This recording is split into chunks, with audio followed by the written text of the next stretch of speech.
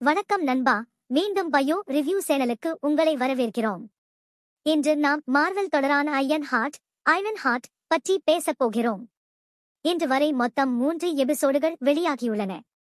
இந்த வீடியோவில் நாம் அனைத்தையும் பற்றி பேசுவோம். முதல் எபிசோடில் ரிரியின் கடந்த கால வாழ்க்கை ஒரு கிளிப்பிங் வீடியோ போல காட்டப்படுகிறது. நிகழ்காலத்தில் அவர் அயன் மேன் சூட்கள் போன்ற தனது திட்டங்களை செய்து கொண்டிருக்கிறார்.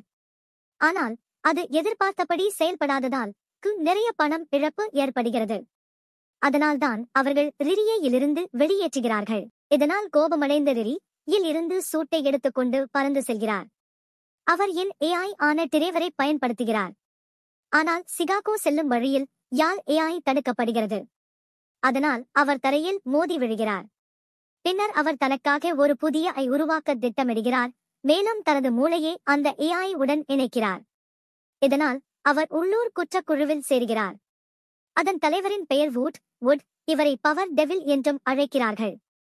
அவர் சிறிய திருட்டுகள் மூலம் பணம் சம்பாதிக்க அவர்களை பயன்படுத்துகிறார். ஒருமுறை பணம் சம்பாதித்ததும் அவர் கருப்பு சந்தையில் இருந்து பொருட்களை வாங்க முயற்சிக்கிறார்.